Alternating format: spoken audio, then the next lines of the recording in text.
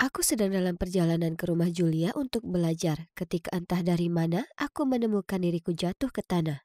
Aku sangat kaget, aku bahkan tidak melihat bola yang mengenaiku. Atau fakta bahwa ada seorang cowok tampan yang bergegas untuk memeriksa apakah aku baik-baik saja. Dia membantuku berdiri dan meminta maaf. Lalu dia mengeluarkan plester luka dari tasnya. Ya ampun, siapa dia? Tanganku lecet cukup parah. Tapi aku hampir tidak keberatan karena sekarang aku berhadapan dengan seorang cowok tampan. Faktanya aku begitu sibuk menatapnya dan tersipu malu sehingga aku bahkan tidak menyadari Julia berjalan ke arah kami.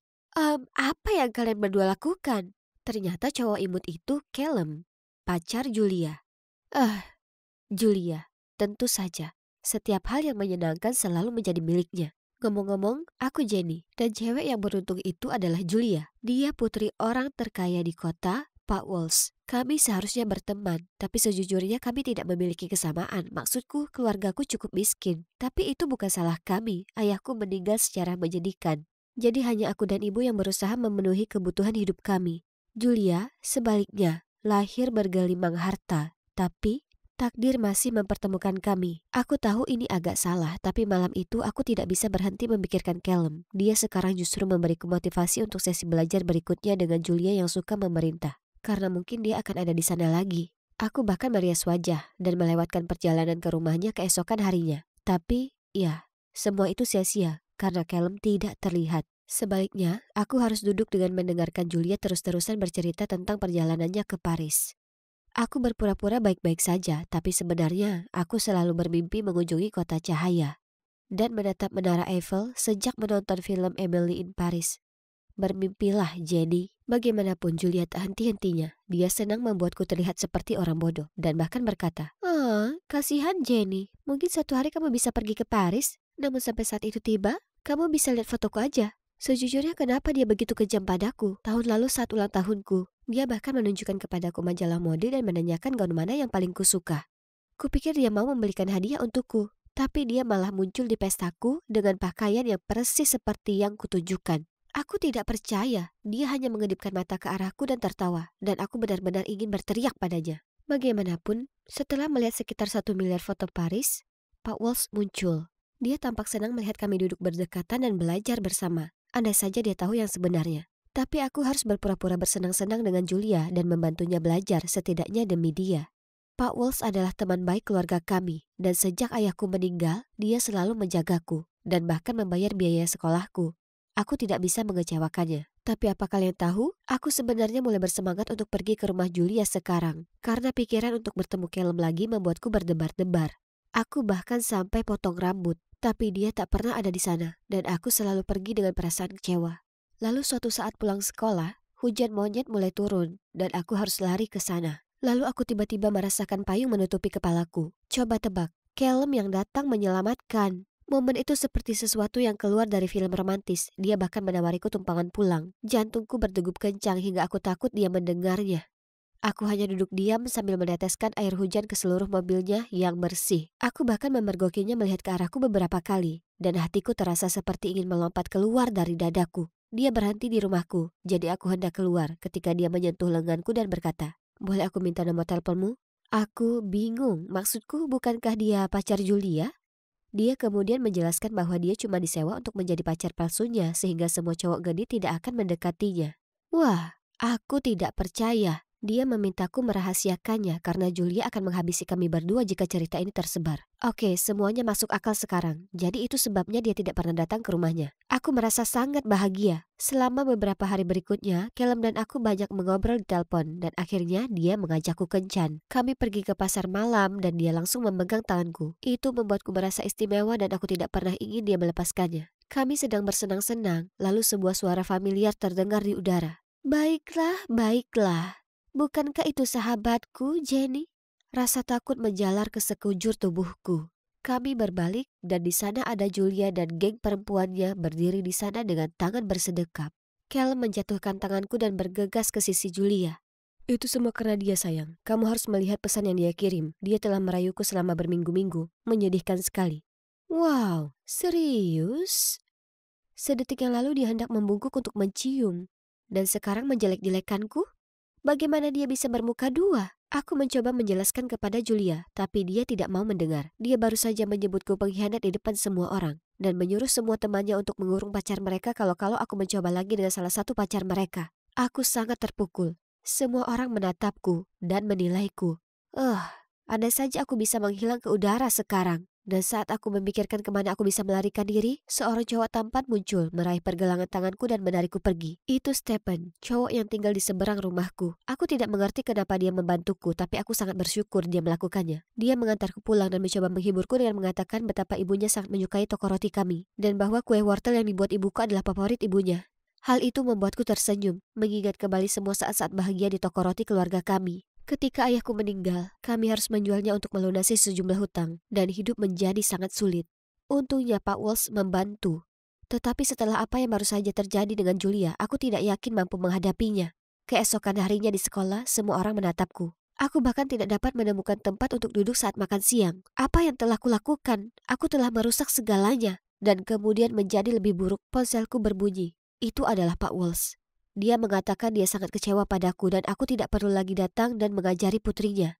Aku ingin menangis dan pada saat yang sama aku merasa sangat lega. Tapi kemudian aku terus membaca dan dia berkata, "Maaf tapi aku tidak bisa menepati janjiku lagi. Aku akan terus mensubsidi biaya SMA-mu, tapi kamu harus memikirkan sesuatu untuk kuliah. Semoga beruntung." Hatiku hancur. Aku tidak hanya dijauhi oleh semua orang di sekolah dan ditikam dari belakang oleh Callum. Tapi kini pintu perguruan tinggi juga dibanting tertutup di hadapanku. Apa yang akan aku lakukan? Hidupku sudah berakhir. Aku merasa sangat mual. Aku langsung keluar dari kantin dan pulang ke rumah. Aku tidak berani pergi ke sekolah selama beberapa hari berikutnya. Aku depresi. Dan ketika aku sudah putus asa, ada ketukan di pintu rumahku. Itu Callum. Apa yang dia lakukan di sini? Dia bilang dia menyesal atas apa yang terjadi dan dia sangat merindukanku. Lalu dia bertanya apakah aku tertarik menjadi pacar rahasianya. Apa-apaan ini? Aku sangat marah hingga ingin membanting pintu di depan wajahnya. Tapi dia cukup cepat menangkap tanganku sehingga membuatku terkejut. Tepat pada saat itu, Stephen kebetulan lewat. Melihatku berdiri di sana bersama Callum, wajahnya berubah dan dia segera pergi. Oh tidak, aku pasti tidak bisa lagi membiarkan dia salah paham tentangku. Dialah satu-satunya temanku yang tersisa. Aku menarik lenganku dari Callum dan mengejar Stephen. Aku akhirnya menyusulnya dan mengungkapkan perasaanku seolah-olah seluruh dunia menentangku dan aku tidak tahu harus berbuat apa. Dia menyuruhku untuk tenang lalu kami duduk di taman sambil membiarkanku menceritakan semuanya padanya. Saat aku selesai berbicara, aku hampir menangis. Lalu dia berkata, "Dengarkan Jenny, kamu lebih baik dari ini. Jangan menurunkan levelmu agar cocok dengan orang-orang di sekolahmu. Orang baik akan melihatmu apa adanya. Kamu kuat dan kamu bisa melewati apapun. Aku tahu kamu bisa." Dia benar, aku lebih baik dari ini. Aku tidak perlu terpuruk seperti Julia dan teman-temannya. Dan tentu saja aku tidak perlu bergantung pada uang Pak Walsh. Aku akan memikirkan hal ini sendiri, seperti yang selalu kulakukan. Jadi aku melamar pekerjaan paruh waktu di sebuah kedai kopi. Menghasilkan uang sendiri terasa sangat menyenangkan. Tiba-tiba aku merasa bebas. Dan aku tahu segalanya akan baik-baik saja. Namun suatu hari saat aku sedang bekerja, Julia dan kelompoknya datang. Mereka masih belum melupakan apa yang terjadi dan di depan semua orang mereka mengungkit perbuatanku yang telah mempermalukanku dan mereka bahkan merekamnya dan aku tak bisa berhenti gemetar. Ini keterlaluan. Saat itulah aku melemparkan secangkir kopi ke seluruh tubuh Julia dan lari dari sana. Julia berteriak dan mengatakan dia akan memberitahu ibuku semua yang telah kulakukan. Tanpa ragu, Julia benar-benar melakukannya. Dia bahkan mengirimi ibu fotoku dan Callum di pameran. Dan ya, ibuku tidak menerimanya dengan baik. Aku bergegas pulang untuk mencoba menjelaskan setelah ibu membentakku melalui telepon. Tapi ibu tidak ada. Aku menelpon teleponnya dan seorang pria menjawab. Dia bilang ibuku dirawat di rumah sakit setelah dia pingsan. Ya Tuhan, Tuhan yang baik. Aku segera pergi ke rumah sakit dan mengetahui bahwa dia pingsan karena syok, tapi untungnya dia baik-baik saja. Dia harus tinggal sepanjang hari untuk diawasi. Jadi aku pergi untuk membelikan kami berdua secangkir kopi. Saat itulah aku melihatnya. Callum. Dia berada di bangsal sebelah, duduk bersama seorang cewek. Aku hampir menjatuhkan kopinya karena terkejut. Mereka terlihat dekat. Aku menunggu sampai dia pergi, lalu aku bertanya pada cewek itu apakah Callum adalah pacarnya. Nah, ternyata mereka sudah berpacaran selama 2 tahun. Jadi dia selingkuh 3 kali lipat. Cewek ini pantas tahu kebenarannya. Jadi aku menarik napas dalam-dalam dan menceritakan semuanya padanya. Dia sangat kesal. Kami memutuskan untuk mendapatkan kembali milik kami sendiri. Jadi cewek itu menelpon Callum dan memintanya untuk kembali. Begitu dia tiba, kami mengkonfrontasinya dan mendapatkan kebenaran untuk selamanya. Dia tidak pernah menjadi pacar Julia yang sebenarnya. Sebenarnya inilah bagian yang mengejutkan. Dia disewa oleh Julia untuk berpura-pura berkencan denganku dan menghancurkan hidupku. Rupanya dia iri dengan banyak perhatian yang diberikan ayahnya kepadaku sejak ayahku meninggal. Dan ayahnya terus-menerus membandingkannya denganku. Dia terus meminta maaf kepada pacarnya, mengatakan betapa dia mencintainya, dan bahwa dia hanya setuju untuk membantu Julia agar dia bisa mendapatkan sejumlah uang untuk membantu membayar tagihan medisnya. Aku tercengang. Callum sangat menyesal dan mengatakan dia akan meluruskan segalanya. Dia mempostingnya di forum sekolah untuk membersihkan namaku dan agar semua orang melihat kebenaran buruk tentang Julia. Dan tentu saja ketika Pak Walsh melihatnya, dia menyuruhnya datang dan meminta maaf kepadaku. Dia sendiri juga minta maaf dan menawarkan untuk membayar biaya kuliahku lagi. Apa menurutmu aku menerima tawarannya? Tentu saja tidak. Aku berdiri di atas kakiku sendiri sekarang dan tidak ada jalan untuk kembali. Aku tidak membutuhkan bantuan siapapun. Jadi bagaimana aku mampu membiayai kuliah? Pastinya tidak dengan gaji kedai kopiku, kan? Nah, setelah lulus SMA, aku sadar betapa rindunya aku pada toko roti. Disitulah aku benar-benar merasa bahagia. Jadi aku memutuskan untuk belajar menjadi pastry chef. Dan sekarang aku dan ibu telah membuka toko roti baru. Aku belum pernah sebahagia ini dan ada satu hal lagi yang ingin aku bagikan. Oh, sebenarnya ini dia. Hai Stephen, aku sudah menjadi favorit ibumu. Ayo beri dia kejutan. Aku tidak bisa berhenti tersenyum saat Stephen mengambil kue wortel, mencium pipiku dan kami menuju mobilnya. Hidupku jauh lebih sederhana dan manis. Aku menyukainya. Pada hari pertamaku di SMA, aku muncul dengan pakaian cewek gotik yang ekstrim seperti hari-hari lainnya. Aku merasa baik-baik saja, tapi sayangnya guruku tidak menghargai penampilanku. Lalu dia menatapku dengan tatapan jijik dan berkata, "Aneh sekali. Permisi, jadi bagaimana kamu mendefinisikan normal? Kenapa menjadi diri sendiri itu tidak normal? Tapi tidak apa-apa menjalani kehidupan palsu dan membosankan hanya untuk menyesuaikan diri dengan masyarakat yang suka menghakimi ini." Seluruh kelas tersentak dan menatapku. Sedangkan untuk gurunya, aku membuatnya terdiam. Sepertinya tersiar kabar saat istirahat cowok gotik berambut merah ini tersenyum padaku. Lalu berkata, "Hei, ini Miranda kan? Mau gabung dengan grupku?" Ya, tidak perlu bertanya dua kali. Orang ini imut. Dan semua orang di grup ini juga gotik. Disinilah tempatku. Mereka berbagi pandangan tentang betapa standar kecantikan yang tidak dapat dicapai oleh media adalah palsu. Dan betapa menyedihkannya semua orang karena berusaha terlihat seperti boneka yang diproduksi secara massal. Aku suka mereka. Sebenarnya aku tidak punya banyak teman. Kalian tahu segera setelah aku menemukan identitas asliku pada usia 13 tahun dan mulai berpakaian seperti ini, teman-teman lamaku meninggalkanku. Orang-orang selalu cepat menilai dan tidak bisa bergaul dengan baik dengan orang-orang yang berbeda. Itu sangat membosankan. Tapi terserah, blender yang hambar itu tidak pernah bisa memahami upayaku untuk menonjol dan jujur pada diri sendiri. Satu-satunya cewek yang bertahan adalah Isabel. Dia sahabatku sejak kami berumur 6 tahun. Dan lipstik hitam serta kalung chokerku tidak membuatnya takut. Orang tuaku hanya mengira aku sedang melalui fase memberontak. Jadi mereka membiarkanku. Hanya kakak perempuanku, Harper, yang merasa terganggu mengenai ini. Oh, tolong. Secara biologis dan teknis, kamu bukan seorang goth. Kamu cuma orang Amerika yang menyukai gaya gotik. Sangat cemburu? Kalian tahu Harper adalah tipe gadis standar di lingkungan kalian, sama seperti orang lain, membosankan. Terserah, karena itu urusannya, aku tidak peduli. Tapi tolong, jangan paksa aku menjadi seperti dia. Oke, kembali ke sekolah. Sejak hari itu dan seterusnya aku bergabung dengan kaum gotik. Mereka semua sangat keren, terutama cowok berambut merah, Ralph. Semakin banyak waktu yang aku habiskan bersamanya, semakin aku tahu kami diciptakan untuk satu sama lain. Jadi, suatu kali aku menceritakan perasaanku pada Isabel dan memberitahunya bahwa aku berencana memintanya menjadi pacarku. Apa kamu yakin? Kamu belum lama mengenalnya dan kamu tidak tahu bagaimana perasaannya terhadapmu. Untunglah Isabel bersikap manis, penuh perhatian dan penuh kekhawatiran seperti biasanya. Tapi ayolah, ini taruhan yang pasti. Tidak apa-apa, Izzy. Aku yang paling keren. Bukan hanya di grupku, tapi juga di sekolah ini. Tidak mungkin dia menolakku. Tidak. Jawaban Rap langsung menusuk hatiku tanpa keraguan sedikit pun. Aku bahkan belum menyelesaikan pengakuan cintaku. Aduh. Melihatku diam dan mulut terbuka lebar, Rap melanjutkan.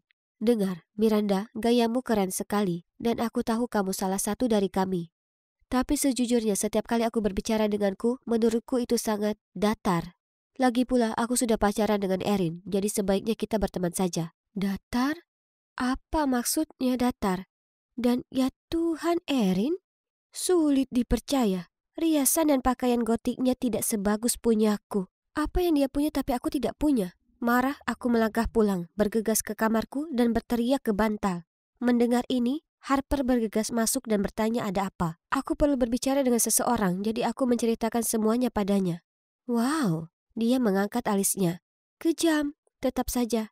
Dia berhenti sambil menggaruk dagunya. Oh, aku tahu dia selalu melakukan hal itu setiap kali dia hendak mengatakan sesuatu yang jahat. Kau tahu, rap itu ada benarnya. Maksudku, daripada menghabiskan 3 jam sehari merias wajah tanpa henti, kamu bisa belajar bagaimana menjadi tidak membosankan. Dia mengangkat bahu. Apa? Diam! Keluar dari ruanganku! Aku dengan marah mendorongnya keluar dan membanting pintu. Tapi kalau dipikir-pikir, bagaimana jika anak-anak lain berhenti berteman denganku bukan karena penampilanku, tapi karena seleraku yang buruk? Nah, itu tidak mungkin terjadi. Harper hanya bersikap konyol seperti biasanya. Jadi aku tetap setia pada diriku sendiri selama SMA dan terus menjalani hidup sesuai keinginanku. Tidak seorang pun yang bisa membuatku berubah pikiran. Ya, aku tahu tahun terakhir itu penting. Itulah sebabnya aku berusaha secara sadar untuk menghadiri pameran pendaftaran perguruan tinggi. Setelah beberapa saat berkeliling, aku mendapati diriku tertarik pada bagian ilmu sosial di salah satu universitas. Ini dia. Inilah jurusan yang ingin aku ambil. Menyenangkan sekali. Akhirnya aku menemukan hal lain yang menakjubkan selain gaya hidup gotik. Malam itu aku meminta Harper untuk mengambil fotoku untuk dikirimkan bersama file pendaftaranku. Dia menatapku dengan pandangan kotor dan menjawab, kamu benar-benar berpikir mereka ingin mewawancarai seorang siswa yang sepertinya termasuk dalam kastil Dracula? Tidak, dia tidak hanya mengatakan itu. Sungguh tidak sopan. Kenapa kalian begitu peduli dengan penampilan? Kalian memilih seseorang karena isinya, bukan permukaannya. Ya, jika penampilan tidak begitu penting, kenapa kamu tidak berhenti marah-marah, ganti pakaian, dan mengambil foto sederhana saja? Harper meninggikan suaranya. Berdebat dengannya tidak ada gunanya. Jadi aku berlari kembali ke kamarku dan mengunci diri di sana selama 2 hari penuh. Aku benci dunia ini. Aku mempunyai banyak waktu untuk berpikir, yang membuatku sadar kalau aku memang ingin mengambil jurusan ilmu sosial. Jadi aku memutuskan untuk mendengarkan Harper, menghapus riasanku, menata rambutku, dan meminjam pakaiannya untuk foto itu. Tuhan, tidak, aku bahkan tidak bisa melihat ke cermin. Aku kelihatan mengerikan, tapi Harper berpikir berlebihan. Aku menyuruhnya untuk mengambil foto bodoh itu saja. Tapi dia berlari dan menyeret orang tuaku, yang bersorak dan bertepuk tangan saat melihat penampilan baruku. Kamu terlihat sangat cantik, sayang. Ibuku memegangi dadanya. Apakah itu air mata di matanya? Ya ampun, ini sangat timpang. Ini bukan aku. Aku bukan gadis remeh dan berpenampilan membosankan. Segera setelah Harper mengambil foto, aku bergegas menuju pintu, sangat ingin kembali ke penampilan gotikku. Ayolah Miranda, kedua orang tuaku meraih tanganku. Kamu terlihat jauh lebih baik dengan cara ini. Tapi ini bukan aku. Kalau tidak gotik, aku akan kehilangan diriku sendiri. Aku menepisnya. Beberapa minggu kemudian aku mendapat balasan dari pihak universitas. Aku berhasil lolos ke tahap wawancara online. Wow, tapi kali ini aku tidak akan mengubah diriku sendiri. Selama wawancara, seorang profesor bertanya kepadaku tentang pengalaman sosialku, seperti pekerjaan paruh waktu atau layanan sukarelawan sosial. Aku belum melakukan apapun. Aku pernah memikirkan hal itu sesekali, tapi karena penampilanku yang gotik, aku tidak bisa bekerja dimanapun. Aku mengakui hal itu kepada profesor dan dengan bangga mengumumkan, menjadi gotik adalah identitasku yang sebenarnya. Beberapa minggu kemudian aku menerima email tanggapan mereka. Harper, Isabel, dan orang tuaku berkumpul di sekitarku di ruang tamu. Tapi, tidak. Aku bergumam begitu aku membuka email. Mereka menolakku. Aku berdiri dan sambil menangis berlari kembali ke kamarku, sementara Isabel mengikutiku. Jangan khawatir. Isabel duduk di sampingku dan mengusap lenganku. Mereka masih buka pendaftaran lagi di musim gugur. Jadi kau masih punya beberapa bulan lagi untuk bersiap. Aku tidak membutuhkannya lagi, tinggalkan aku sendiri. Aku pasti membuatnya takut karena dia diam-diam pergi setelah itu. Keesokan harinya aku sangat kecewa, jadi aku pergi menemui teman-teman gotiku. Tentunya mereka akan membuatku merasa lebih baik, kan? Orang-orang itu konyol, tapi tidak ada yang bisa menghentikan kita untuk menjadi diri kita sendiri. Rap berkata dengan gagah berani. Ya, aku tidak merasa lebih baik, tapi setidaknya ada seseorang yang sependapat denganku. Masih dalam suasana frustrasi, aku kemudian melewatkan makan malam dan langsung menuju kamarku. Harper kemudian masuk ke kamarku dan berbicara kepadaku dengan nada serius. Berhentilah meraju. Aku telah melihat email itu dan profilmu. Inilah faktanya. Mereka tidak menolakmu karena kamu seorang gotik. Mereka menolakmu karena Kamu cuma orang yang malas dengan nilai di bawah rata-rata dan tidak memiliki pengalaman sosial apapun. Aku melemparkan bantalku padanya, meminta dia meninggalkan kamarku sekarang dan tidak pernah kembali. Tapi malam itu aku tidak bisa tidur. Kata-katanya menggangguku. Entahlah, mungkin dia benar. Maksudku, aku kira aku bisa berbuat lebih banyak untuk membantu kasusku. Karena aku benar-benar ingin belajar jurusan itu di universitas itu. Jadi keesokan harinya aku mulai mencari pekerjaan paruh waktu. Tapi di mana-mana dibutuhkan seragam yang kotor dan penampilan yang layak. Astaga, ayo, aku tidak bisa. Aku merasa sangat buruk menjadi sesuatu yang bukan diriku sendiri. Aku hampir menyerah ketika Isabel mendatangiku dan berkata, "Jadilah kuat, pikirkan tentang perguruan tinggi impianmu dan masa depanmu." Dia menepuk punggungku. "Ini cuma sementara, oke?" Dia teman yang manis. Baiklah, aku harus bangkit kembali. Dengan sabar aku terus mencari dan akhirnya sebuah kafe menerimaku sebagai pelayan. Tentu saja tidak ada penampilan gotik. Suatu malam sepulang kerja, aku hendak pulang ketika aku bertemu dengan kelompok gotik. "Hai teman-teman," aku dengar yang menyapa mereka. "Ada acara apa malam ini?" Melihat tatapan bingung mereka, aku berkata, "Ini aku, Miranda." Mereka tertawa terbahak-bahak. "Serius? Miranda? Apakah itu benar-benar kamu?" Kemudian beberapa dari mereka mengeluarkan ponselnya dan mulai mengambil foto. "Instagramku akan menyukai ini." Sementara yang lain terus mengejekku. Ini sungguh memilukan. Aku pikir mereka adalah teman-temanku. Kenapa mereka tidak memberiku waktu sedetik pun untuk menjelaskan? Kini ternyata merekalah orang-orang yang paling menghakimi. Sungguh sekelompok teman yang beracun. Aku tidak akan membuang waktu untuk berkumpul dengan mereka lagi. Pelajaran didapatkan. Selama beberapa bulan berikutnya, aku fokus bekerja di kafe dan bergabung dengan sekelompok anak muda yang aktif, membagikan makanan untuk para tunawisma dan membantu para perawat di panti jompo. Aku telah mengalami begitu banyak hal baru, dan sejujurnya, aku sudah terbiasa dengan penampilan yang biasa-biasa saja ini. Sebenarnya ada satu orang di kelompok sukarelawanku. Dia bernama Roger, dan aku mungkin sedikit menyukainya. Pada awalnya aku bahkan tidak memperhatikannya karena dia terlihat normal, potongan rambut biasa, t-shirt, jeans, dan sepatu kets.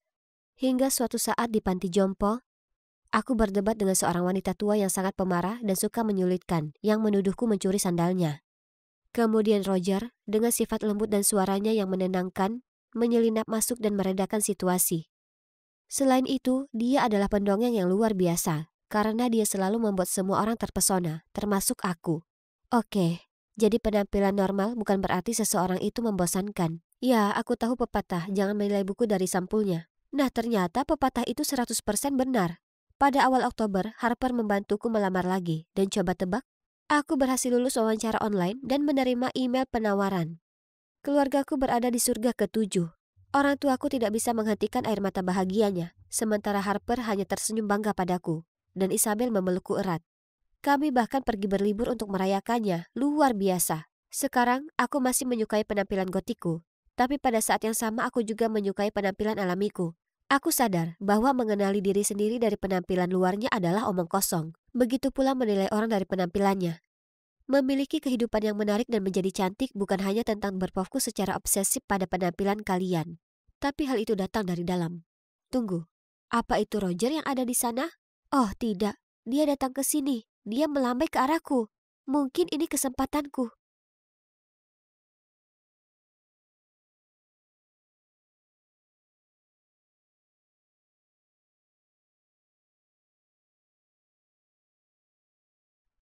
Aku sangat gugup. Asal kalian tahu, ini hari pertamaku sekolah. Seumur hidup. Itu benar. Aku Heather. Umurku 15 tahun. Dan aku belum pernah menginjakkan kaki di dalam sekolah sebelumnya. Ini karena ayahku seorang ilmuwan dan ibuku adalah penulis. Jadi mereka sangat peduli dengan pendidikanku. Dan khawatir kalau SD dan SMP di kota kami tak cukup baik, jadi ibu memberiku homeschooling. Jujur, itu menyenangkan. Aku sangat menikmati belajar segala jenis topik yang berbeda, terutama sastra. Tapi kemudian ketika aku nonton acara TV tentang SMA seperti The Kissing Booth atau High School Musical, kurasakan nyeri di dadaku. Aku melewatkan begitu banyak hal seperti berteman dan ngobrol dengan cowok. Aku putus asa ingin miliki apa yang dipunyai cewek-cewek di TV itu. Jadi, aku memohon ke ibu agar memperbolehkanku belajar di SMA. Butuh banyak sekali rayuan dan air mata palsu, tapi pada akhirnya ia setuju. Aku sangat senang.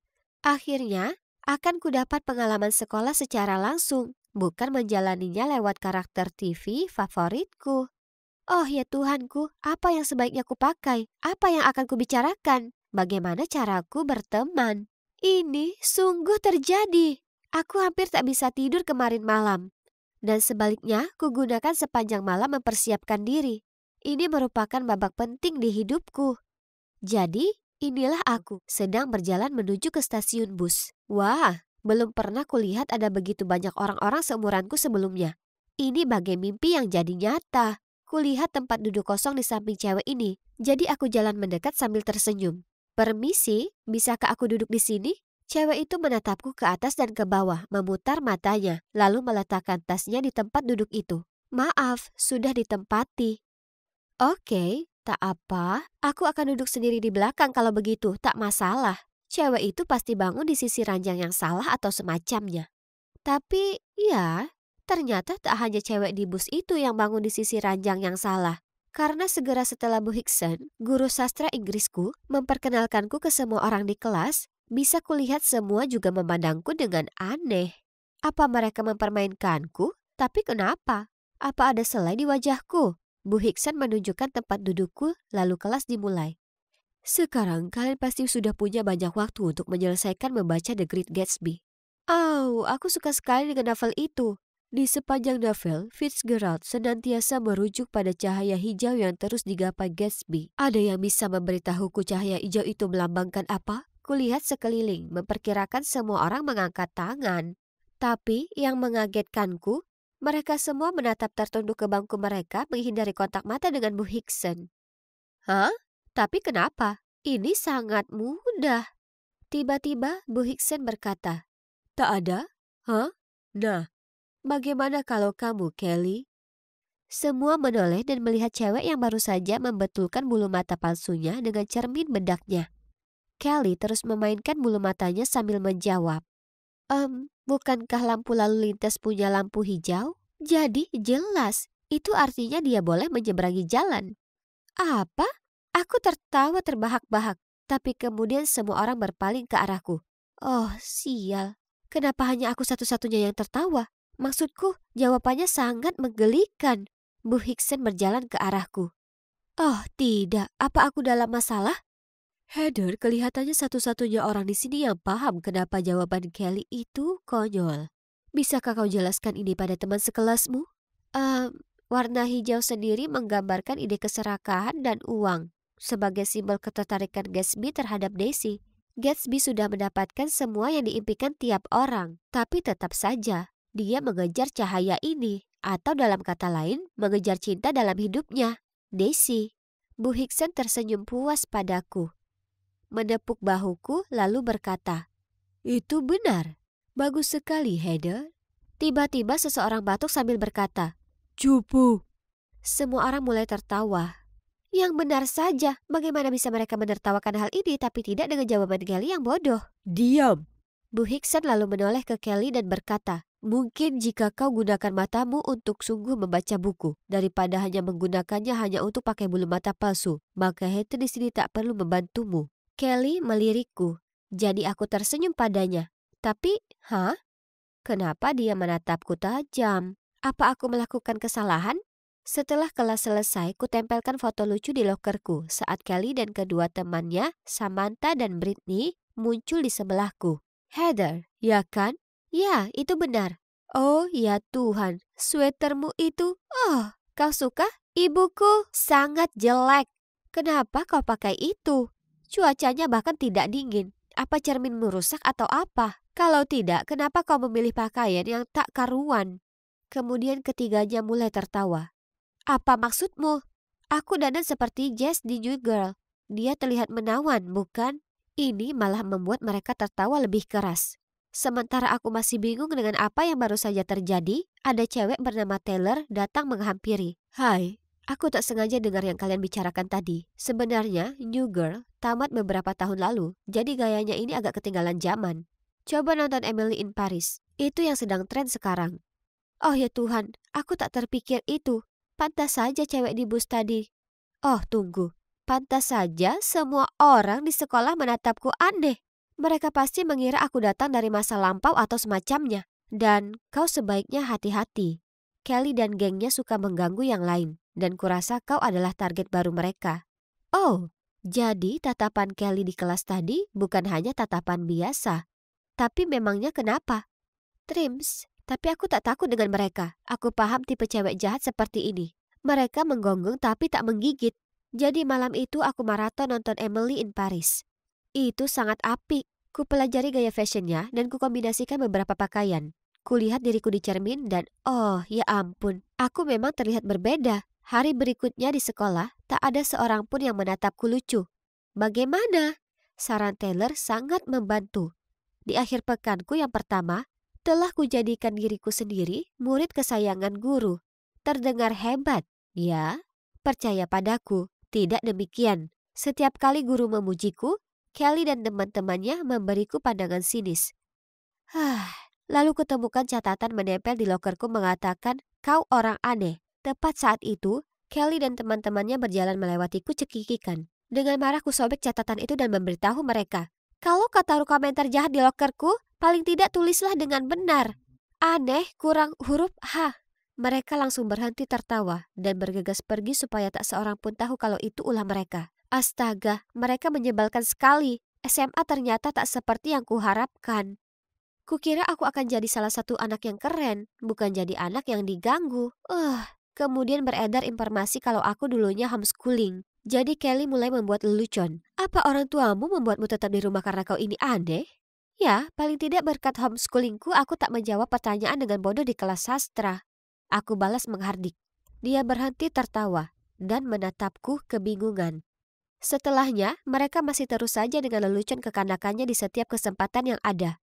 Tapi aku berusaha keras mengabaikannya. Tapi suatu hari, mereka bertindak terlalu jauh. Aku masuk kelas dan melihat gambar karikatur besar di papan itu. Itu aku. Oh ya Tuhan, Heather, potretmu tampak luar biasa. Dan seluruh kelas tertawa terbahak-bahak. Beraninya dia. Kau macam-macam dengan cewek yang salah kali ini, Kelly. Sore itu aku pulang dan dengan gigih mencari cara untuk balas dendam ke cewek-cewek jahat itu. Bingo. Ku keluarkan laptopku dan mulai sibuk kerja. Dan setelah semalam saja, berhasil kubajak semua akun sosmed mereka, termasuk iCloud mereka dan temukan banyak sekali barang bagus. Jadi kali berikutnya mereka macam-macam denganku, aku sudah siap. Dan tak butuh waktu lama sampai teman-teman Kelly menghentikanku di lorong lagi. Tak bisakah rokmu itu lebih panjang lagi? Ya, nenekmu menelpon. Ia ingin pakaiannya dikembalikan. Tiba-tiba semua orang berkumpul mengelilingi kami untuk lihat apa yang terjadi. Waktu yang tepat. Sekarang aku punya penonton. Mari kita beri cewek-cewek jahat ini ganjaran dari perbuatan mereka sendiri. Rambut yang cantik, Samantha. Beritahu aku, seberapa sering kau harus semir rambutmu supaya tak ada yang tahu sebenarnya rambutmu merah? Apa yang barusan kau bilang? Oh, dan Britney, operasi hidung yang bagus. Apa? Semua orang dengan terkejut menoleh untuk melihat rambut pirang Samantha yang indah dan hidung Britney. Bagaimana? Britney tergagap lalu menarik lengan Samantha dan mereka kabur dari lokasi. Yap, sudah kupelajari semua masa lalu mereka yang memalukan lewat foto-foto yang kubajak kemarin. Setelah itu, Samantha dan Britney tak berani menggangguku. Namun kemudian ketiganya masih saja mengganggu orang lain. Lalu, tak bisa kutahan kesalku lagi saat kulihat mereka memperolok Taylor. Hei, tinggalkan dia sendiri. Kelly berbalik menyeringai. Apa orang tuamu tak mengajarimu kalau tak sopan menyela saat orang lain berbicara? Atau mereka juga berpendapat aneh soal itu? Oh, jadi itu yang ingin dia lakukan. Tak masalah buatku, teruskan. Nah, ngomongin orang tua, gimana kabar orang tuamu, Kelly? Oh, tunggu, bukankah mereka akan cerai? Senyum lebar Kelly langsung lenyap dan tergantikan dengan tatapan penuh ketakutan. Lalu dia langsung kabur tanpa berkata apapun, meninggalkan teman-temannya yang juga kaget. Itu benar, kulihat postingan pribadi yang panjang tentang orang tuanya yang akan cerai di Facebook. Itu pasti caranya untuk mengekspresikan pikirannya, tapi sikap buruknya itu jadi bumerang. Setelah cewek-cewek jahat itu pergi, Taylor berterima kasih padaku dan beberapa murid lainnya mengelilingiku dan memujiku karena telah membela diri melawan Kelly dan kelompoknya. Sejak saat itu, cewek-cewek jahat itu menghindariku seperti wabah. Dan seperti itulah, Aku berubah dari cewek culun yang bersekolah di rumah jadi cewek keren dan populer. Yang punya nyali untuk melawan cewek-cewek jahat itu. Rasanya menakjubkan. Lalu suatu hari, aku ke kamar mandi selama kelas berlangsung dan kudengar ada seseorang di bilik sedang menangis. Dia sedang bicara di telepon. Kumohon Bu, tolong jangan cerai. Tak bisakah ibu dan ayah berusaha pertahankan demi aku? Oh ya ampun, apa mungkin itu Kelly? Saat aku cuci tangan, pintu bilik itu terbuka. Dan seperti yang kuduga, Kelly keluar dengan mata merah. Segera saat dia melihatku, dia mengusap air matanya, memandang tak suka padaku. Saat itu, aku tak merasa nyaman. Justru sebaliknya. Tak pernah kusadari kalau aku bersikap kasar padanya. Membuatnya sedih, tak membuatku senang. Itu juga membuatku tak nyaman. Kelly, aku minta maaf tentang orang tuamu, tapi dia hanya mendengus, lalu beranjak pergi. Kuraih lengannya. Kumohon Kelly, aku tak bermaksud menyakitimu. Kelly menatap mataku lalu berkata, tapi kau lakukan itu. Aku tahu, aku minta maaf. Aku tak berpikir lurus. Aku terus minta maaf padanya, dan setelah beberapa waktu ia akhirnya berkata, ya, kurasa aku juga cukup jahat padamu. Kami akhirnya ngobrol, dan dia cerita padaku kalau mengganggu orang lain membuatnya merasa lebih baik atas kondisi keluarga yang dihadapinya dengan sulit. Jadi, aku terbuka padanya tentang betapa gugupnya aku mulai bersekolah. Kami pun ngobrol hangat, dan suasana jadi cair di antara kami. Jadi, kalian tahu, sejak momen itu semua di antara kami dan juga para cewek jahat itu menjadi baik. Oh, tunggu. Mereka bukan lagi para cewek jahat. Hanya Kelly, Samantha, dan Britney. Mereka telah belajar kalau tindakan mereka terhadapku dan murid lain itu tak baik. Dan mereka akhirnya paham, rasanya ditertawakan. Jadi mereka tak lakukan itu lagi ke orang lain. Jadi, pada akhirnya, SMA berubah menjadi cukup menakjubkan. Seperti yang sudah kubayangkan. Tapi bahkan lebih baik.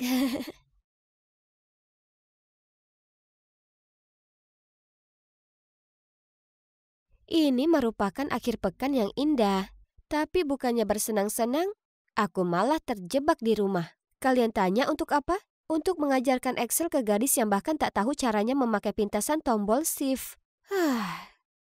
Kau ini kenapa? Sudah kujelaskan kode ini padamu 20 kali. Eh, eh, aku minta maaf. Terima saja, kau payah dalam hal ini. Mimpi kalau kau bisa mengalahkanku. Kalau harus kubuang waktu sedetik lebih lama duduk dengannya, aku bisa gila. Lihat betapa palsunya dirimu. Kalau kau marah, tunjukkan saja padaku. Kenapa kau harus selalu jadi nona ramah? Biar kuperkenalkan pada kalian. Itu Lara, yang katanya saudariku. 2 bulan lalu, ibu membawanya pulang dan mengumumkan, Jeff, ada sesuatu yang ingin kusampaikan padamu. Dulu saat kita putus sebentar, akibat kebencian orang tuamu padaku, nah, selama masa itu, kudapati diriku hamil. Aku melahirkan putri kecil kita, Lara. Aku baru berusia 22 dan tak punya uang. Jadi walaupun menyakitkan untuk kulakukan, aku menyerahkannya. Aku tak pernah memikirkan tentang dia. Dan sekarang, ya, aku berhasil menemukannya. Dia menepuk-nepuk matanya yang berkaca-kaca lalu menyerahkan hasil DNA. Ayah sangat terharu dan berlari memeluk Lara. Mereka menangis lama dan berpelukan lama, sedangkan aku hanya berdiri di sana terdiam karena kaget saat reuni keluarga ini berlangsung. Semuanya terjadi begitu cepat. Bagaimana bisa aku percaya bahwa suatu kebetulan saat ibu tiba-tiba menemukan anaknya yang telah lama hilang setelah bertahun-tahun lamanya? Apalagi Skylar, stop bersikap keras kepala. Ibu membentakku, lalu bergegas menghampiri Lara dan mulai memeluknya dan membelai rambutnya dengan lembut.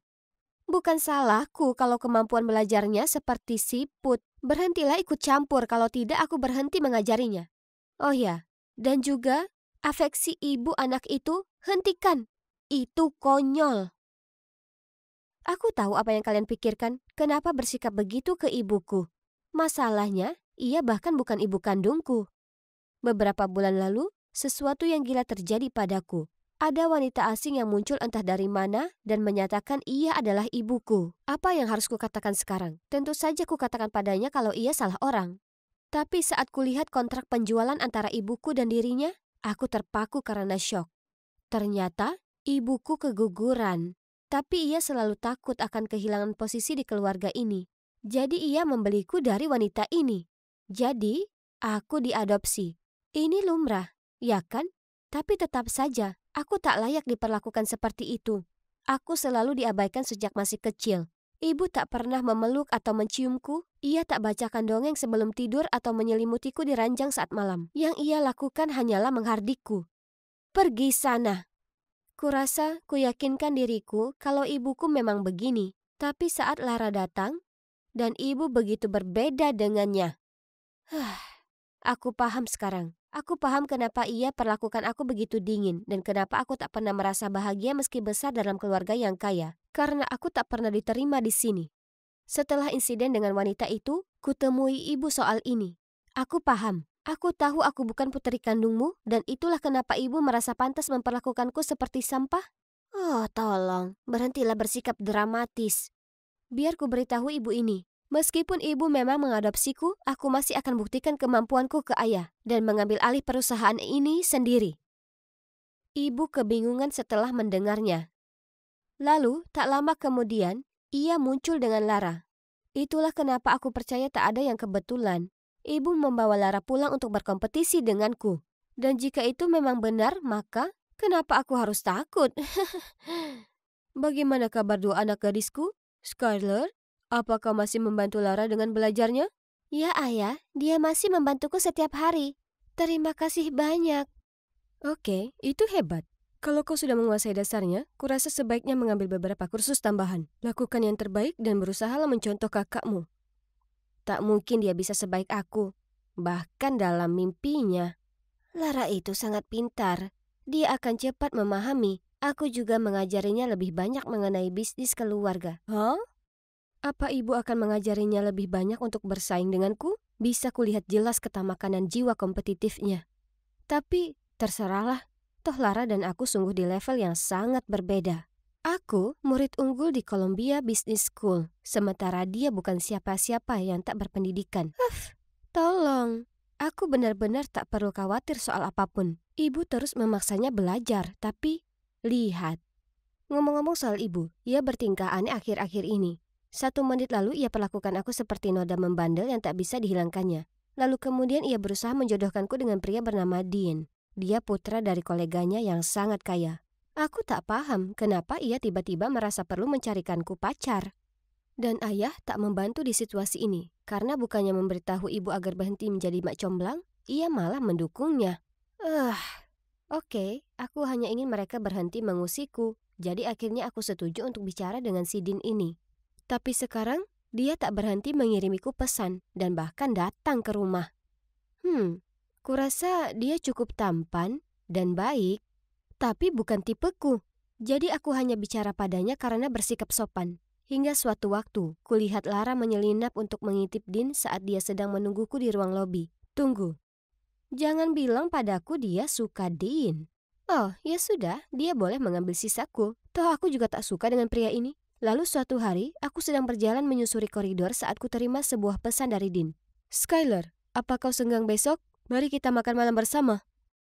Aku hendak membalas pesannya saat tiba-tiba ku dengar ibu dan Lara berdebat. Ada apa denganmu, Lara? Kenapa kau diam-diam mengencani si brengsek itu? Kenapa bukan Dean? Dia pria baik. Lagi pula dia memberitahuku tak ada apapun yang terjadi antara dia dan Skylar. Jadi Dean menduakan kami? Dia menyelinap keluar untuk kencan dengan Lara sementara menggodaku di telepon sepanjang hari? Apa-apaan? Ku coba tetap tenang sementara terus mendengarkan. Kau gila. Hentikan kebodohan permainan kencan rahasia ini sekarang juga. Apa? Kenapa ibu bersikeras dia pria yang baik untukku, tapi memberitahu Lara sebaliknya? Nah bu, sebenarnya yang mana? Apa Dean itu pasangan yang baik seperti yang ibu bilang padaku? Atau seseorang yang brengsek seperti ibu bilang ke Lara? Dia itu kaya, jadi teruslah kencan dengannya dan berhenti menggangguku dengan omong kosongmu. Aku ini bukan anak kemarin sore. Pasti ada yang salah dengan si Dean ini. Persis di hari berikutnya, kuputuskan untuk pergi dan mengikuti Din. Oh, ya ampun. Apa yang dia pakai? Dan kenapa dia pergi ke daerah kumuh ini? Lalu dia berkumpul dengan beberapa berandalan. Jadi, jelas, Din ini pasti anak jalanan. Itulah kenapa ibu tak biarkan Lara dekat-dekat dengannya. Tapi, kenapa ibu jodohkan dia denganku? Apa itu bagian dari rencananya untuk menjatuhkanku? Hah, usaha yang bagus. Aku sudah cukup memata-matai dalam sehari, jadi aku hendak pergi. Tapi kemudian tiba-tiba, ku dengar suara tak asing yang mengagetkanku. Aku berbalik kemudian. Apa? Itu ibu? Berani-beraninya kau mengacaukan rencana. Jaga bicaramu. Kulakukan seperti yang kau minta. Kusuruh kau untuk menggoda Skylar untuk mengalihkan perhatiannya. Bukan Lara. Jangan pikir aku mau membayarmu lagi sepeser pun. Baiklah, jangan bayar aku. Pastikan saja kau ambil foto suamimu saat hasil DNA yang asli masuk ke kotak posnya. ke, kau. Oh my God. Apa aku tak salah dengar? Hasil DNA apa? Apa mungkin? Aku segera pulang dan segera ke kantor ayah untuk mencari sertifikat DNA yang ibu berikan padanya hari itu. Ini dia. Apa yang harus kulakukan sekarang? Ya benar, harus kubawa ini ke rumah sakit untuk memeriksanya. Setelah memohon dan menekan dokter, akhirnya dia mengaku kalau dia telah menerima suap dari Din untuk memasukkan hasil tes. Ku minta yang asli dan percaya atau tidak, Lara bukan anak dari ayahku. Aku langsung segera pulang dan menunjukkan hasil DNA yang asli ke ayahku. Ayah sangat kaget sampai aku harus membantunya duduk, lalu mengambilkannya segelas air. Saat ia sudah mengatasi rasa terkejut tadi, ia menyuruhku memanggil Lara dan ibuku untuk menemuinya. Tapi, oh tidak, kamar Lara kosong. Hanya ada satu surat tergeletak di atas ranjang. Maaf semuanya, Din memberitahuku kebenarannya. Terima kasih semuanya sudah mengurusku. Terutama kau, Skylar. Jujur aku senang berada di dekatmu. Kurasa kau orang yang baik dan sabar. Tolong, jangan berubah. Aku tak pantas berada di duniamu, jadi aku tak bisa tinggal. Jika kita berjodoh, pasti kita akan berjumpa lagi. Terima kasih dan maaf sekali lagi. Salam sayang, Lara. Sulit dipercaya. Bagaimana bisa kau bohongi kami semua dengan hal seperti ini? Mengetahui dia tak bisa lolos lagi, ibu menjawab. Oke, Lara bukan anakmu. Aku hamil setelah kita putus. Aku tak mau kau mencampakkanku, jadi ku bayar Din untuk memalsukan sertifikat DNA. Lalu aku membayarnya lagi untuk mengencani Skylar dan mengalihkan perhatiannya dari belajar. Bisnis ini seharusnya milik Lara, bukan Skylar. Tapi bajingan itu malah jatuh hati pada Lara. Ayah yang malang, ia terlihat sangat patah hati. Ibu coba memohon pada ayah agar memaafkannya, tapi ayah mengatakan kepercayaannya sudah dirusak dan bahwa ibu harus pergi. Semuanya kacau.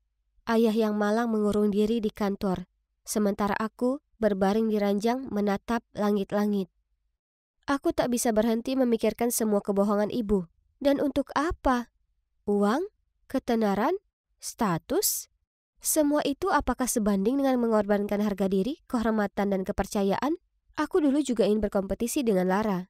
Tapi ternyata itu semua hanya sesaat saja. Ayah, kurasa aku juga sebaiknya pergi, karena aku bukan putri kandungmu juga. Ke, kau? Aku tahu sudah cukup lama, tapi tetap diam saja karena aku takut ayah akan mencampakkanku. Terima kasih selalu ada untukku. Ayah pria yang baik, tidak pantas menerima semua rasa sakit. Kemudian kuceritakan pada ayah tentang bagaimana aku tahu aku diadopsi, dan bagaimana ibu membayar ibu kandungku untuk menyerahkanku. Ayah mematung sejenak. Lalu dengan tenang berkata, Skylar, sayang, kau akan selalu jadi putriku dan aku sangat bangga padamu. Tolong, tinggallah di sini denganku. Aku tak bisa menahan air mata. Apa ayah sungguh ingin aku tinggal? Bahkan setelah kejadian yang sungguh gila ini, aku sangat menyayangi ayahku, tapi aku tak bisa membuatnya kecewa lagi. Hari berikutnya, ayah dan aku pergi ke rumah ibu angkat Lara. Aku mencairkan suasana dan mengajaknya kembali bersama kami. Dengan sopan ia menolak, ternyata dia hanya ingin kehidupan sederhana. Terkadang kami masih bertemu, dan kami sebenarnya jadi teman yang cukup dekat. Bukankah itu luar biasa? Karena sebelumnya, kami bagaikan air dan api. Fakta bahwa aku tak harus mengajarinya Excel lagi mungkin membantu. Hah, ada orang yang lakukan apa saja yang mereka bisa untuk dapatkan ketenaran dan kekayaan, tapi hal ini seringkali harus dibayar mahal. Ibu membiarkan ketamakan mengubahnya menjadi monster, dan sekarang ia menerima ganjarannya. Aku tak suka apa yang sudah dilakukannya, tapi ia tetaplah ibuku. Ya, bagaimanapun ibu angkatku. Jadi, aku masih mengiriminya subsidi dan mendoakan kebahagiaannya di sisa hidupnya. Kenyataannya, aku lebih memilih melepas kekayaan yang sangat besar dan jalani hidup yang tenang daripada jadi pribadi yang tak kuinginkan. Jika itu kamu, akankah kau lakukan hal yang sama untuk hidup dengan tenang?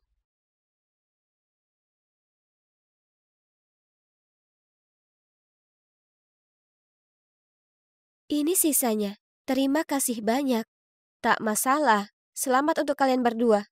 Kalian mungkin berpikir, kenapa cewek itu begitu senang memberiku uang? Nah, itu biaya konsultasi untuk membantunya dapatkan gebetan. Yap, ini semua berawal sekitar sebulan yang lalu. Yang karena berkat saranku, BFF-ku si Helen dapat cowoknya yang seksi look. Dan bagian terbaiknya adalah hanya butuh satu foto. Ya, aku tahu kalau cowok seperti Luke sangat muak pacaran dengan cewek yang sulit disenangkan dan populer. Jadi saat temanku yang imut dan baik hati ini memberi Luke sketsa yang digambarnya, lalu dengan malu-malu mengutarakan perasaan kepadanya, sesuai perkiraan, Luke jatuh hati padanya. Kalian tanya bagaimana aku bisa punya rencana sekeren itu? Nah, pada dasarnya aku punya kekuatan super untuk membaca pikiran cowok. Selain itu, aku juga tahu karakter asli tiap tipe cowok. Kenapa? Itu karena aku sudah hidup dengan 3 saudara cowok luar biasa selama 15 tahun terakhir. Dan setiap hari aku harus tahan dengan kebiasaan buruk mereka. Seperti halnya kakak tertuaku Excel, si penyuka olahraga. Di luar, dia selalu cemerlang dan rapi. Tapi di rumah, dia tak pernah bereskan kamarnya dan pernah seminggu penuh tak mandi. Iu. Lalu ada kakakku yang nomor 2, Stephen, anak ajaib yang tak banyak bicara. Kecuali dia ada di rumah, maka dia tidak akan berhenti membual akan segala sesuatu di dunia ini. Aku bersumpah, aku tak pernah melihatnya diam lebih dari 1 menit. Lalu yang terakhir adalah adikku yang paling kecil, Gavin. Si anak ramah. Helen kira dia itu sangat baik dan gentleman. Tapi dia tak melihatnya di rumah ketika selalu menggodaku dan mencuri makananku. Ya Tuhan, hanya membicarakan itu membuat darahku mendidih. Jadi katakan, apa aku belum memenuhi syarat untuk buka layanan konseling hubungan dengan pengetahuan yang luas tentang laki-laki? Tapi sebenarnya itu ide Helen. Dia yang akan cari klien dan aku yang beri saran untuk membantu mereka dapatkan hati yang ditaksir. Dan hingga saat ini, tingkat kesuksesan konsultasi kami 100%. Jadi, tak heran kalau nama kami dengan cepat menyebar ke seluruh penjuru sekolah. Suatu hari aku sedang makan siang saat Helen datang mendatangiku dan dengan bersemangat berkata, "Kita dapat klien besar." Siapa itu? Ternyata itu adalah Claire. Cewek jahat populer di sekolah. Langsung kugelengkan kepalaku. Aku tak akan melakukannya. Kau tahu aku sama sekali tak suka Claire. Ayolah, dia bayar 2 kali lipat dari biasanya. Tidak, aku tak mau membantunya. Tapi Madeline kumohon, aku sudah terima uangnya. Apa? Apa dia serius? Lalu, menghadapi mata tajamku, Helen segera melanjutkan. Kau tahu, Claire itu sudah sangat populer. Jadi, dengan ide brilianmu yang penuh tips dan trik, dia akan dapatkan cowok itu dan kau akan dapatkan validasi. Kurasa ini akan bagus untuk konsultasi ini.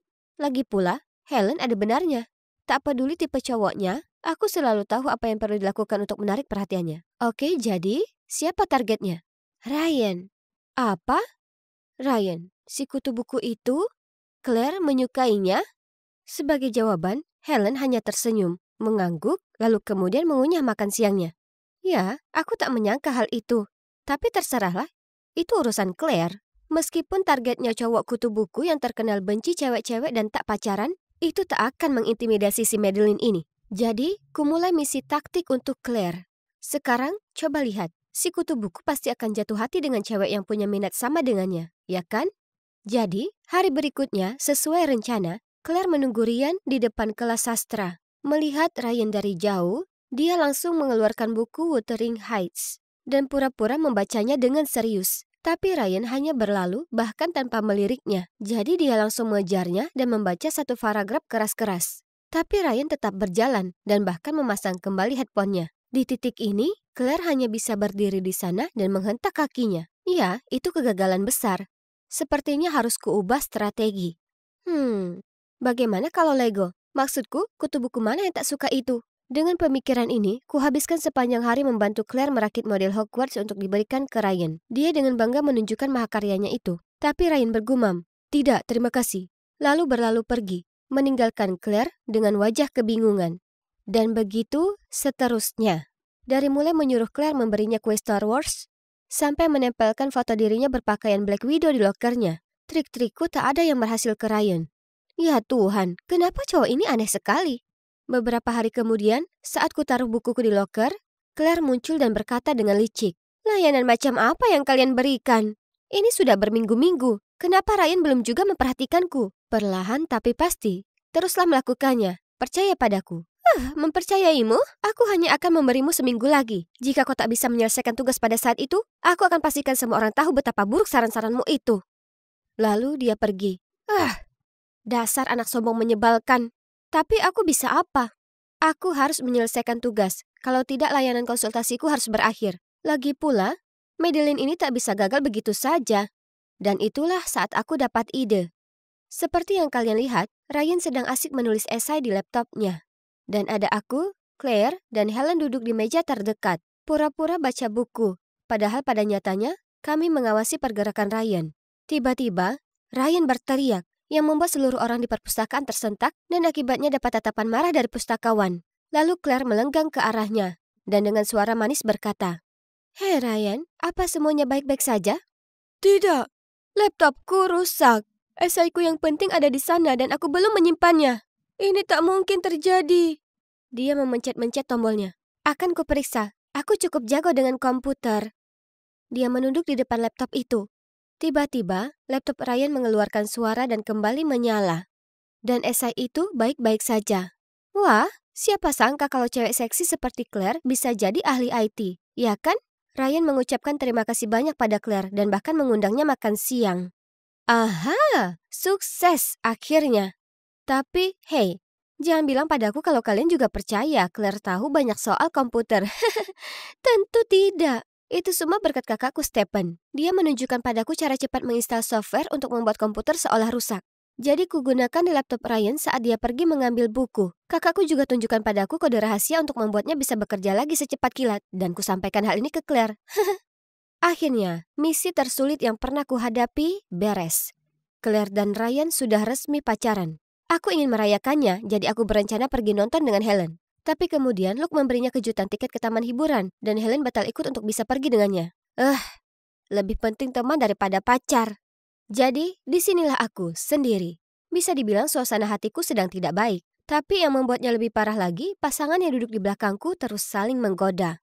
Berciuman dengan keras dan bahkan menendang kursiku. Aku tak tahan lagi. Aku berbalik dan hendak mengomeli mereka berdua. Hah? Itu adalah Claire dan Jackson, si pembuat onar di kelas matematika. Mereka berdua juga panik saat mereka melihatku. Apa ini? Bukannya dia baru saja minta aku membantunya dapatkan Ryan? Sebelum bisa kutanyakan apa yang terjadi, dia menarikku ke lobi. "Kau sebaiknya tutup mulut soal ini, kalau tidak..." Aku tak paham, kukira kau menyukai Ryan. Yang benar saja. Tentu saja aku tak benar-benar suka si kutu buku itu. Aku hanya memanfaatkannya. Jika kau beritahu siapapun soal ini, kupastikan layanan konsultasimu akan berakhir. Apa? Apa dia mengancamku? Ya, memang benar dia membayar untuk jasa layanan. Tapi itu tak berarti aku terima kalau dia memanfaatkanku untuk tujuan jahat. Aku tak bisa diam saja dan menyaksikan Claire mempermainkan perasaan Ryan seperti ini. Jadi, kutinggalkan bioskop dan pergi ke rumah Ryan. Segera saat dia membuka pintu, kuceritakan padanya yang sebenarnya. Dia terlihat kesal akan hal itu, lalu berteriak menyuruhku pergi. "Tolonglah Ryan, kita tak bisa biarkan dia lolos begitu saja. Kita perlu memberinya pelajaran." Dia memikirkan hal ini, lalu akhirnya mengangguk dan dengan ketus berkata, "Ya, sudah, terserah." Untungnya, di akhir pekan itu, orang tua Claire mengundang Ryan ke rumah untuk makan malam. Sekarang, biarkan rencana pembalasan dimulai. "Ini Claire, ponselku mati, jadi kupinjam punya adikku untuk mengirim pesan padamu. Datanglah dalam 15 menit. Aku sangat merindukanmu." "Oke, dalam perjalanan, mencintaimu, X." Aku sedang memikirkan rencana itu sekali lagi. Lalu tiba-tiba kulihat seseorang menyelinap dekat jendela kamar Claire. Itu Jackson. Dengan cepat dia memanjat ke kamar Claire. Lalu kukirim pesan ke Ryan. Mangsa sudah tiba. Kemudian memanjat mengikuti Jackson. Melihatku, Jackson panik. Apa yang kau lakukan di sini?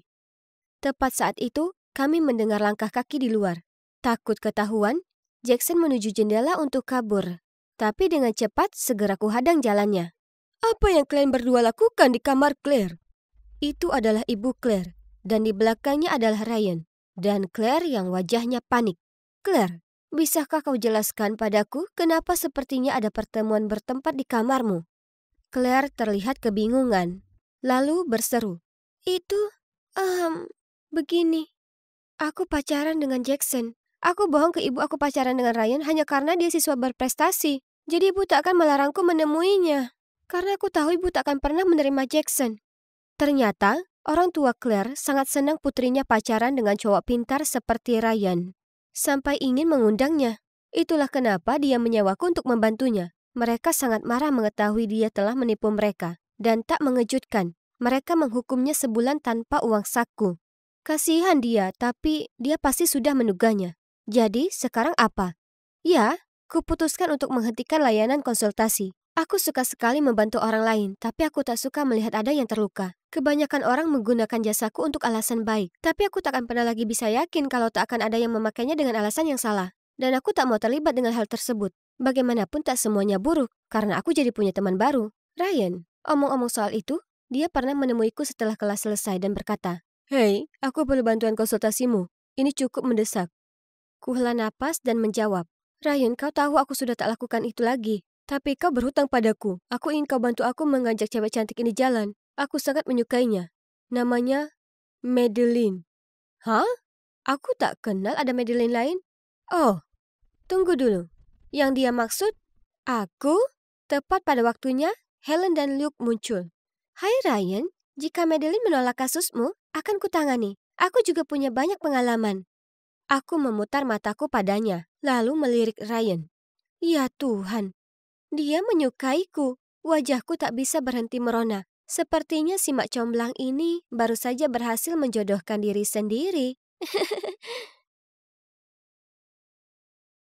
Emma, gurumu bodoh buah, menelpon lagi. Katanya nilaimu mengerikan dan kau tidak memperhatikan di kelas. Kenapa kau tak bisa seperti kakakmu? Tidak dengan ceramah ini lagi. Selalu seperti ini sejak aku mulai SD. Di mata ibu, hanya kakak perempuanku Eva yang mewarisi kepandaian ayah kami. Sementara aku cuma anggota keluarga yang tak berakal. Seolah begitu. Dia cuma pandai baca buku-buku yang tak berguna. Pasti dia tak tahu apapun yang sifatnya teknis, seperti cara kerja perusahaan internet ayah dan semacamnya. Tapi terserahlah, aku tak peduli. Aku kenyang, ujarku sambil bangkit lalu menuju ke markas kecilku. Garasi. Aku sibuk mengerjakan proyek pribadiku, jadi aku tak punya waktu untuk peduli siapa anak favorit ibu. Oh, kalian pasti bertanya apa yang sedang kukerjakan. Nah, alat ini memancarkan wifi. Terdengar familiar ya kan? Tapi alatku ini bisa memancarkan ke seluruh penjuru kota. Tidak hanya itu, koneksinya jauh lebih kuat dan stabil daripada yang orang gunakan di rumah. Dan lebih nyaman tanpa semua kabel dan lainnya. Tanpa diragukan lagi, ini karyaku yang paling membanggakan. Dan sungguh suatu kebetulan kalau beberapa hari sebelumnya di sekolah, Bu Dobua mengumumkan bahwa untuk pertama kalinya, sekolah mengadakan lomba penemuan. Umumnya, aku selalu melewatkan acara sekolah, tapi kali ini berbeda. Kontes ini bisa jadi menyenangkan, ya kan? Tak boleh buang-buang waktu, jadi kucurahkan semua waktu senggangku siang dan malam mempersiapkan lomba penemuanku. Dan kalian tak akan percaya apa yang terjadi. Aku menang juara pertama. Dan tak hanya itu saja. Salah satu jurinya, Pak Robert, sangat tertarik dengan penemuanku sampai-sampai ia menawarkan untuk berinvestasi untuk itu. Awalnya, aku agak takut dan ragu untuk menyetujui. Maksudku, aku kan masih SMA. Tapi ini merupakan kesempatan seumur hidup. Jadi bagaimana bisa aku menolaknya? Jadi setelahnya, Pak Robert memilah-milah pabrik manufaktur dan ruang kantor untukku di tengah kota. Ini keren, tapi aku lebih memilih bekerja di garasiku. Lebih nyaman seperti mengingat aku masih sekolah dan lainnya. Ku tingkatkan alatku dan meluncurkannya ke publik. Dan kalian tahu apa? Itu sukses besar. Kurang lebih semua orang di kota mengganti peralatan wifi mereka yang lama dan lamban lalu mengakses punyaku. Kemudian suatu hari, aku mendapat telepon dari saluran berita lokal untuk mewawancaraiku dan keluargaku di rumah. Oh ya Tuhan, yes. Oh, hanya ada satu hambatan. Aku belum cerita ke keluargaku soal ini karena aku tak tahu. Mungkin karena aku tahu tak mungkin mereka percaya padaku. Seperti waktu ku dapat nilai A untuk ujian fisikaku dan ibu langsung bertanya apa aku mencontek. Tapi, ya terserah. Ini jauh lebih besar daripada itu. Jadi cepat-cepat ku berlari ke bawah ke ruang tamu dan dengan bersemangat cerita ke keluargaku bahwa penemuan yang bermanfaat bagi kota adalah karyaku. Tapi ibu dan Eva tertawa terbahak-bahak. Jadi kau memberitahu kalau wifi ini yang tersiar ke seluruh penjuru kota adalah penemuanmu? Ya bu, itu karyaku. Lalu ibu dan Eva tertawa bahkan lebih keras. Sayang, sudah cukup buruk kau ini gagal di sekolah. Tolong jangan mulai berbohong. Lupakan saja. Kenapa repot-repot ku coba? Kemudian, pagi berikutnya, saat bel pintu berbunyi, ibu membukanya dan melihat seorang reporter dan kamerawan. Ia tak percaya yang dilihatnya. Ibu dan Eva bertukar pandangan panik, lalu bergegas ke atas untuk bersiap. Itu lucu sekali. Histeria terus berlanjut ketika mereka mewawancarai orang tuaku. Kusaksikan ayahku yang gugup dan berkeringat berdiri di sana canggung bagai patung. Sementara ibuku mulai membual tentangku seperti, segera setelah Emma lahir, aku tahu dia itu jenius seperti ayahnya. Aku selalu mendukungnya untuk mengejar mimpinya. Ya ampun, piala Oscar jatuh kepada ibuku. Aku tak tahu ia bisa berakting sebaik itu. Jujur saja, sejauh yang bisa ku ingat, ibu tak pernah mengatakan hal baik apapun tentangku, sekalipun. Tapi sekarang setelah ia tahu aku otak di balik wifi kota, dia mungkin akan memperlakukanku dengan berbeda, ya kan? Salah. Kemudian suatu malam aku turun ke bawah mengambil segelas susu dan tak sengaja dengar ibu dan ayah ngobrol di ruang keluarga. Emma itu anak egois. Seberapa buruk ini akan mempengaruhi usahamu? Kenyataannya, perusahaan sedang mengalami masa sulit. Tapi jangan khawatir, kami akan berusaha sebisa mungkin. Hah? Apa yang sudah kulakukan? Dan apa yang salah dengan perusahaan ayah? Ku coba menguping lebih lama, tapi tiba-tiba ku dengar ayahku berdiri dari sofa. Jadi dengan cepat aku lari naik ke kamarku. Hari berikutnya, ayah lupa membawa makan siangnya ke kantor. Jadi ibu menyuruhku membawakannya. Tapi saat aku sampai ke lantai 4, perusahaannya ternyata lenggang. Hah? Kemana semua orang?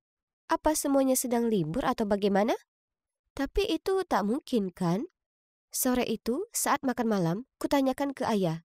Aku pergi ke kantor ayah siang tadi, tapi tak ada satupun orang di sana. Ada apa? Ibu langsung meletakkan sendok garpunya dan menatap ayah dengan tatapan kaget. Apa yang dikatakan Emma barusan itu benar? Ayah menundukkan kepalanya dan menghela napas. Ya, itu benar. Kututup perusahaan untuk sementara waktu di minggu lalu. Aku tak mau kalian semua khawatir jadi aku tak memberitahumu. Maafkan aku. Apa? Bagaimana bisa kau lakukan itu? Kau bilang akan memperbaikinya. Saat itulah aku tersadar. Tapi aku berdoa dengan sangat bukan itu kenyataannya. Jadi aku bertanya pada ayah, apakah itu karena alatku? Ayah tak menjawabku. Dia hanya menunduk sedih menatap makan malamnya. Tapi aku tahu apa maksud dari diamnya. Aku benar. Tiba-tiba, Eva berdiri dan membentak depan wajahku. Ini semua salahmu. Kau yang ciptakan alat bodoh itu dan sekarang bisnis ayah berada di ujung tanduk. Itu memang tipikalmu. Kau tak pernah berpikir sebelum bertindak. Lalu dia berderap naik ke atas. Aku hanya duduk di sana tak bisa berkata-kata. Aku hanya ingin keluargaku bangga padaku. Tapi sepertinya mereka malah membenciku lebih dari sebelumnya. Kemudian ayah menoleh padaku dan dengan lembut berkata, Emma, ini bukan salahmu. Aku seperti sedang menunggu ibuku untuk berkata sesuatu, apapun, tapi ia tak melakukannya. Ia hanya membereskan meja. Aku merasa sangat bersalah tentang apa yang terjadi pada ayah. Tapi hey, sekarang aku harus bekerja lebih keras supaya aku bisa menafkahi keluargaku, ya kan? Setelahnya, ibuku benar-benar mengghostingku.